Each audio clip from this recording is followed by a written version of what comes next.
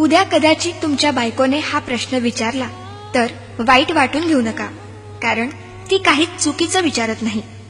विचार करायला लावणारा, हृदयाला भिडवणारा तिचा फक्त एकच प्रश्न.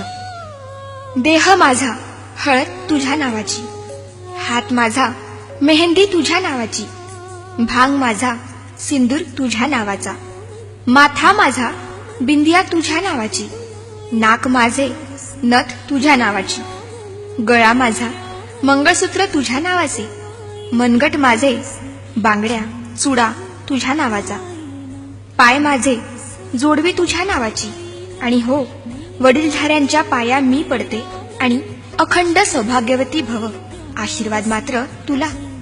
वटपौर्णिमेचे व्रत माझे, आयुष्याचे वरदान तुला. घराची काळजी घ्यायची मी, दरवाजावर नावाची प्लेट तुझी. नाव माझे पण त्यापुढे ओळख तुझी.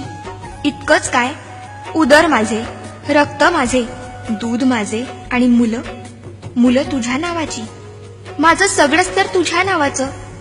तक्रार नाही, प्लीज रागावूही नकोस. अत्यंत नम्रपणे एक प्रश्न विचारते.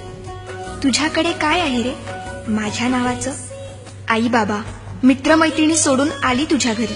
तिचे मन सांभाळायची आता कोणाची जबाबदारी? अनोळख्या कुटुंबात इतकी ती एकरूप होते. स्वतःची काही आवड होती हेच मुळी विसरून जाते. अशा तुझ्या पत्नीसाठी थोडासा बदलशील का?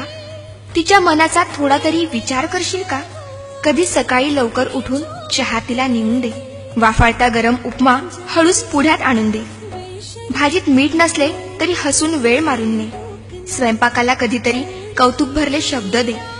साडी मस्त शोभतीये आज, मनमोकळी दाद दे.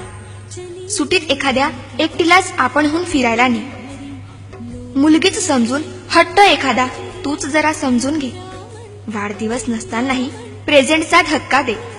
वादात स्वर उंचावताच शांतपणे ऐकून घे. पुरुषप्रधान संस्कृती सोडून माणूसपणाला थारा दे. झोपताना थोपटून तिला आधाराची कुशी दे. जमलेच तर सुरात गुणगुणून स्वप्नांची मोकळीक दे. हातात हात घेतलास लग्नात, आता खरी साथ दे. नवरेपणा दूर टाकून विसावायला प्रेमळ खांदा दे.